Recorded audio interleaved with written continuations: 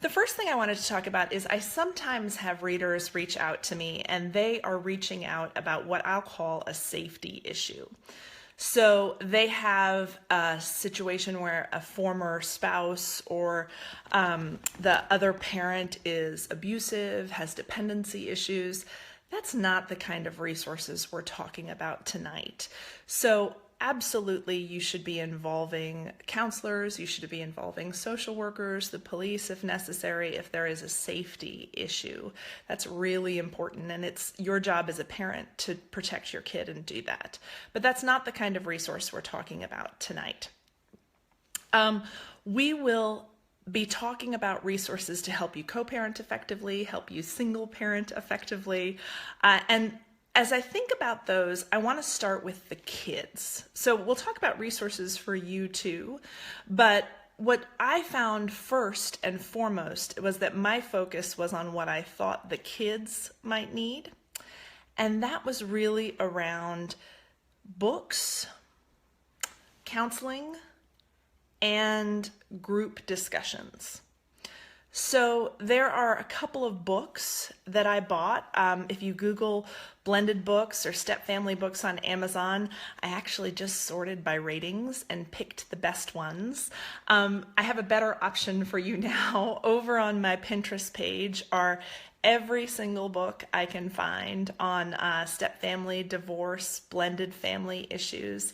There are some written by stepchildren, some written by children of divorce, and I have them for all ages. My children, frankly, weren't ready to read them. When I bought them, I found them stuffed under the bed, but we kept them, and they've read them as the years have gone by. So I would make sure, even if the kids aren't reading them, that you've got some books about divorce, some books about blended families easily accessible to you. The next thing I would think about is making sure that you have books about different kinds of families. So it's one thing to have books about divorced and step families that talk about it, and then have every other book in that child's bookcase be about a mom and a dad and nobody else. So we try to have books about families that are single parent families, families that have two dads, families that have a grandma, all kinds of different families, because that's really the dialogue that I was having with my children. So 2 things on books for kids. You want to make sure you have books that cover their life, and also books that have characters involved in that aren't specifically about step parenting or co-parenting. And there are a couple of really good resources out there. Favorites in our house for that kind of thing. Julie from American Girl, is a child of divorce, and my daughter really appreciated that. But also there are a number of other books that I can list for you in our resources or over on Pinterest that have characters that are involved in divorce or blended family situations. I've also got a couple of writers who've reached out recently asking me to review books, so you might hear a little bit more about that as we go too. So glad to see that people are out writing about their families.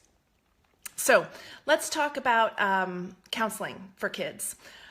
Counseling is really important, even if kids say they don't want to go. And I have a pretty popular post about my children absolutely steadfastly refusing counseling.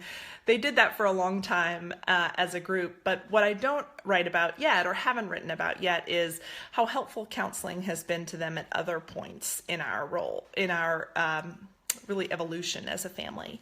So you want to make sure that you have access to a counselor. Many employers will allow you to have a certain number of counseling sessions free for kids or for any member of your family, and some of those even re-up throughout a year. So you want to think about if your health benefits include an employee assistance program, an EAP. Sometimes they have mental health benefits or counseling benefits there, and those can be really economical. They can put you in touch with counselors in your area. So I would really suggest that. I would also suggest what we ended up doing, which was giving the kids examples of blended families, and there are not many out there. The most famous one, as you know, is the Brady Bunch, and I write about that on the blog, what my blended family learned from the Brady Bunch.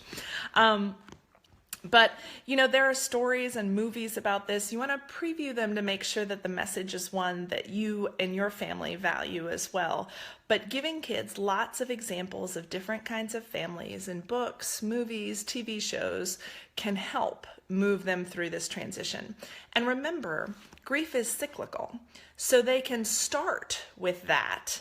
You can get through it, and then some change can trigger grief again, and they may need these resources all over again. So this isn't kind of a one and done situation.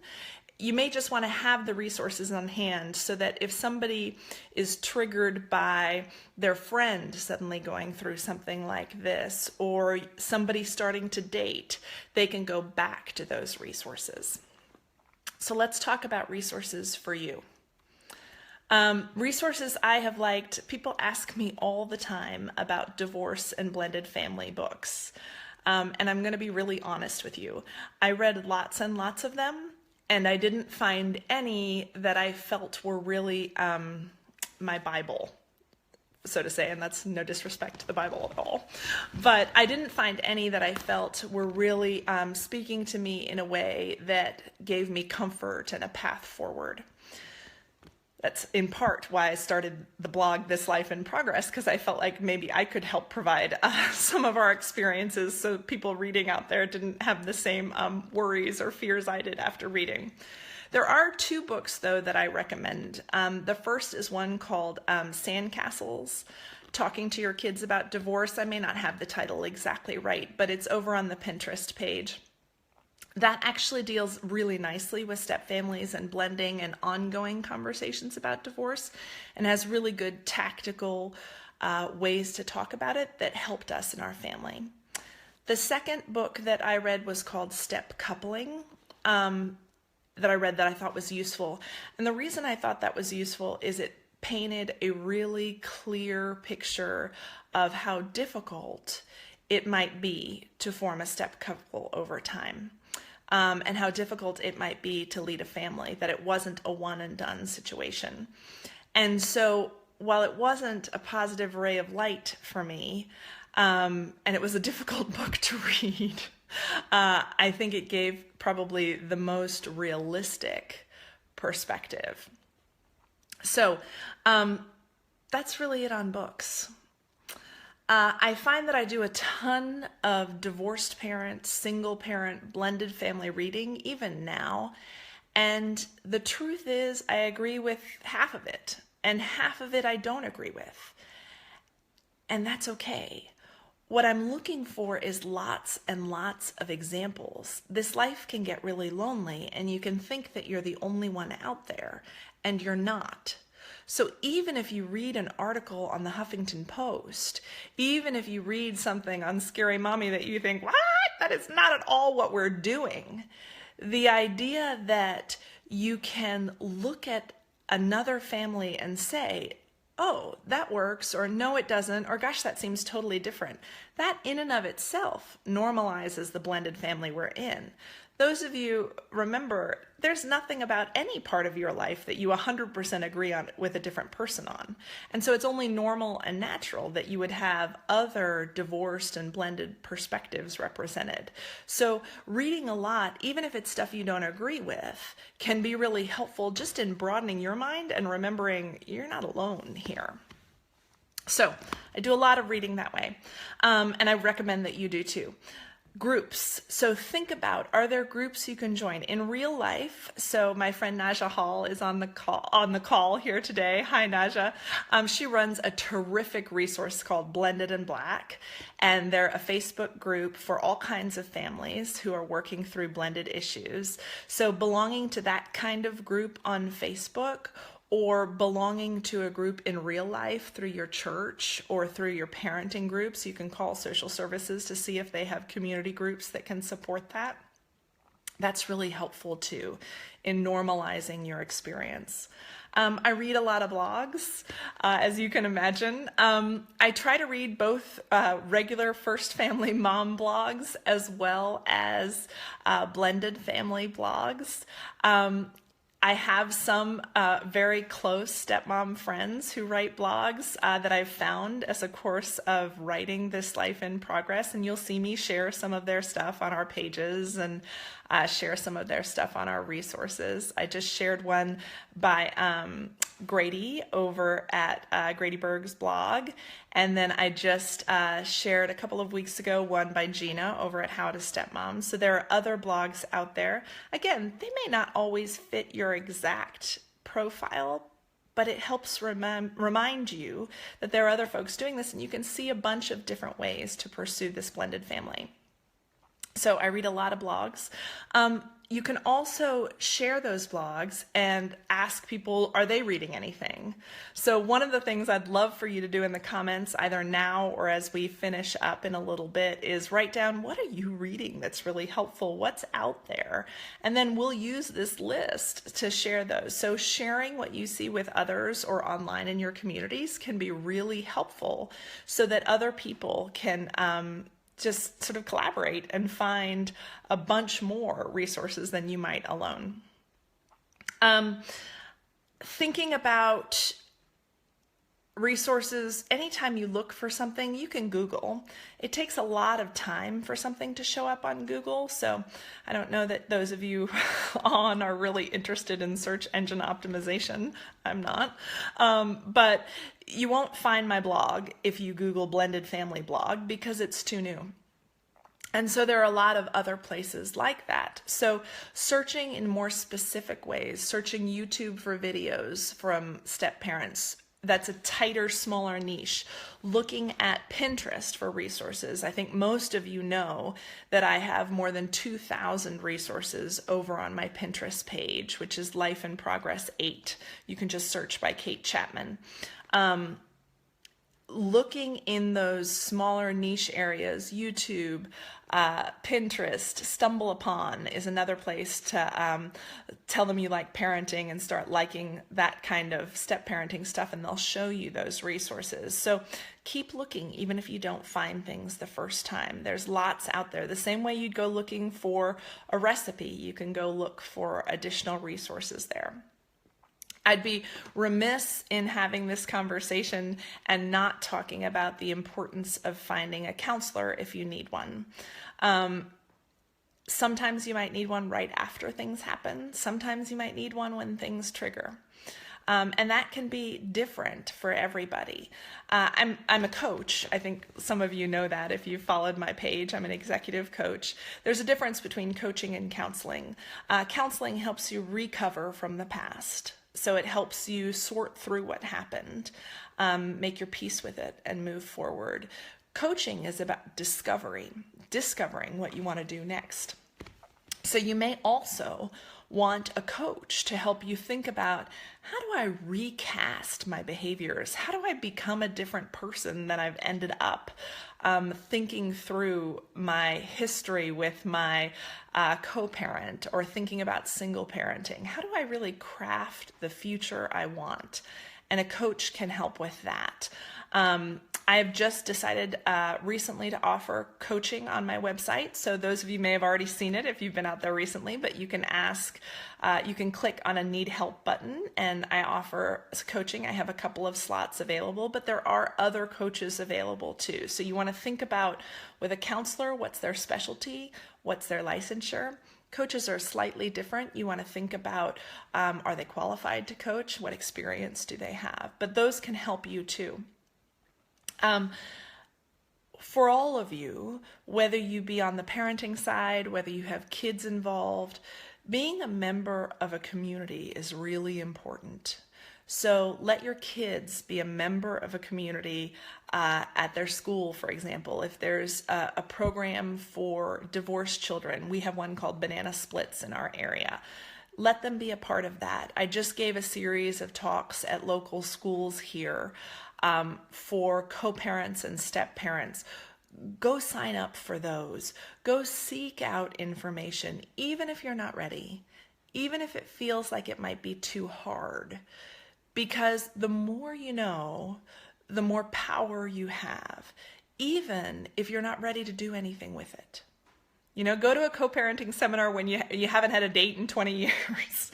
It'll help you, or a step parenting seminar rather. It'll help you think about that. I think just getting to a place where you are aware of the community that you belong to, where you can think about what's possible in a way that's different. One of the things that I mentioned to folks in a speech I gave last week was sometimes we get all wrapped up in the left turn our life took. So nobody intends to parent with a prefix, I call it, a step parent or a co-parent or a divorced parent or a single parent. Nobody intends to do that. And you can get all kind of twisted around on what happened in your life to get there. But the truth is, the quicker you can move through that to really appreciating and enjoying what this can give, the better. And I really believe that resources can help you do that, whether they be books you read on your own, articles you read, blogs you follow, all of those things, or whether they're things you do with a coach or a counselor or things you do as part of a support group. Anything that is forward-looking, focused on the positive future that you can create is really important and valuable. So just a quick review. We talked about books for kids. Those can be really helpful. We talked about other things you have in your house, videos, movies, things that can show that type of thing. That type of family is really important. We've talked about belonging to groups, whether that be a counseling group at school or a kids group at a counselor's session. That's really important. Also talked about for you doing the same and perhaps looking at a coach or a counselor if you need to. I have very specific resources for you out on my Pinterest page. Again, that's Life in Progress 8, or you can just search by Kate Chapman and you'll see all those specific resources there. I add to it constantly. And you can be sure to, there are things that I don't add to that. So I am not interested in focusing on all the negative stuff that happened to get us there. So I typically don't post articles that are venting articles. I don't post things that overly rely on faith. While I'm a faithful person, I know that everybody isn't. And so I try to post things that will be helpful to everyone and useful to everyone. So you can know that those are curated options. Thanks, Wendy. Wendy just said she loves me on Pinterest. Thank you. I love you on Pinterest and in real life, Wendy. So that's, you can trust those resources. And if you find something there that's broken or doesn't work or doesn't seem aligned, please let me know and I'll go check or I'll explain why it was there. So I'm going to pause there. That's the content I had delivered for you today. It's short and sweet on this Monday. I can pause for any questions. As always, I'm happy to answer questions after we sign off tonight. I know that live video doesn't work for everyone. So if you have questions, you can leave them in the comments and I'll circle back to you, or you can always email me. Thinking about social media, please make sure that you're following on the page itself, Life in Progress. I'm about to start sending out freebies towards the end of March. We have a major web revamp happening, so I want to make sure none of you miss that. So make sure that you're subscribed over at Life in Progress. And then, of course, we're on Facebook, Twitter, and Instagram, and Pinterest, of course. So please feel free to follow any of those. All right, it doesn't look like we have any questions tonight that I've seen. So thank you very much for joining me. We'll talk again very soon. And I hope that the resources we've talked about now are helpful to you as you go forward on your single step, co-divorce, blended, all those prefixes we carry on that journey and adventure. Thanks, everyone. Have a good night.